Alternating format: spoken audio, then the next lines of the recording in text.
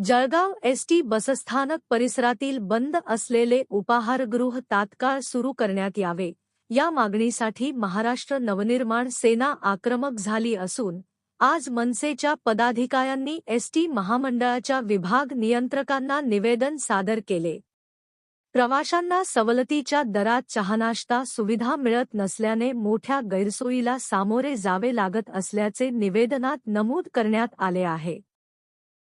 राज्यातील अनेक बसस्थानकांवर उपाहारगृह सेवा सुरू असताना जळगाव एसटी स्थानक मात्र अद्याप या सुविधेपासून वंचित का ठेवण्यात आले आहे, असा सवाल मनसेने उपस्थित केला।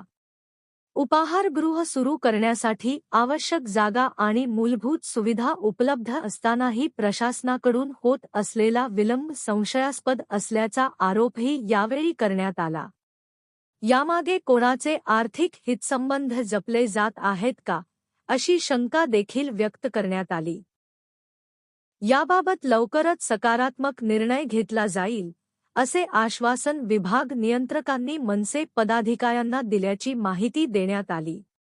मात्र तातडीने उपाहारगृह सुरू करण्याचा निर्णय झाल्यास महाराष्ट्र नवनिर्माण सेना स्वतः एसटी स्थानक परिसरात प्रवाशांसाठी सवलतीच्या दरात चहानाश्ता उपलब्ध करून देईल, असा स्पष्ट इशारा देखील देण्यात आला। या प्रसंगी मनसेचे जिल्हाध्यक्ष ॲड. जमील देशपांडे, महानगराध्यक्ष विनोद शिंदे, उपमहानगराध्यक्ष श्रीकृष्ण मेंगडे, ललित शर्मा, राजेंद्र निकम, चेतन पवार, प्रकाश जोशी, आशुतोष जाधव, संदीप मांडोळे, राहुल चव्हाण, राजेश मराठे, विकास पात्रे, महिला शाखाध्यक्ष अनिता कापुरे, लक्ष्मी भिल्ल यांच्यासह अनेक महाराष्ट्र सैनिक उपस्थित होते। सेंटरले रोल काय सांगणार तुम्ही? आज एसटी महामंडळाला कॅन्टीन संदर्भात निवेदन दिलेले आहे, नेमकी काय मागणी आहे तुमची? बसस्थानकाच्या व्यवस्थापकांनी आज आम्हाला त्या बसमध्ये उपाहारगृह बसस्टँडमध्ये जे आतापर्यंत नाही त्या उपाहारगृहाची पुनर्बांधणी त्यांनी करावी आणि 10 वर्षापासून ती कॅन्टीन बंद आहे। ती गोरगरिबांसाठी, प्रवाशांसाठी आता जे रस्त्यावर धुळखात जो नाश्ता तयार आहे ओपन पेसमध्ये लागलेले ते धुळीसकट त्यांना नाश्ता खावा लागतो, ते चुकीचं मानलं जाईल। समाजात संदेश वेगळा जातो। बसस्टँडची एवढी मोठी कॅन्टीन असताना ती आतापर्यंत सुरू नाही, ही गंभीर बाब आहे। ही बसस्थानकाच्या प्रशासनाच्या विरोधात आम्ही आज आंदोलन केलं आहे, तर त्यांनी काही दिवसात ते आम्ही सुरू करून देऊ।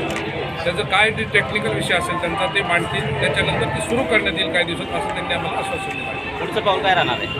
त्यांनी जर नाही चालू केले तर त्यांच्या विरोधात अजून ठोस पाऊल उचलून आंदोलन करावं लागेल। जळगावच्या एसटी मध्यवर्ती बसस्थानकामध्ये गेल्या 8 वर्षापासून एसटी कॅन्टीन बंद आहे। या संदर्भात आम्ही सन्माननीय विभाग नियंत्रक श्री गुरुसाहेब यांना निवेदन दिलेलं आहे। गेल्या 8-10 वर्षापासून इथे एसटीची कॅन्टीन नसल्यामुळे सवलतीच्या दरातले जे काही पदार्थ आहेत ते प्रवाशांना मिळत नाही आहे, म्हणून त्यांना महागडं नाश्ता करण्याकरता बाहेर जावं लागतं आहे। बाहेर कुठल्याही प्रकारची सुविधा नाही आहे, धुळीत बसून उभे राहून लोक नाश्ता करत आहेत। गेली 10 वर्ष इथली कॅन्टीन का बंद आहे असा प्रश्न आम्ही विचारलेला आहे। परिवहन मंत्री प्रताप सरनाईक साहेब वारंवार सांगता आहेत की एसटीच्या मध्यवर्ती बसस्थानकामध्ये सवलतीच्या दरामध्ये 30 रुपयात चहा नाश्ता, पोटभर नाश्ता मिळू शकतो। मग इथल्या प्रवाशांना त्याचा मृदंड कशा करता? ही कॅन्टीन केव्हा सुरू होईल? ही जर कॅन्टीन तुम्ही सुरू करणार नसाल तर आम्ही असा इशारा दिला आहे की महाराष्ट्र नवनिर्माण सेना महाराष्ट्र रोजगार संस्थेअंतर्गत इथे स्वतंत्र सवलतीच्या दरात ती कॅन्टीन सुरू करेल आणि प्रवाशांना त्याचा लाभ मिळवून देईल, असा इशारा आम्ही त्यांना दिलेला आहे।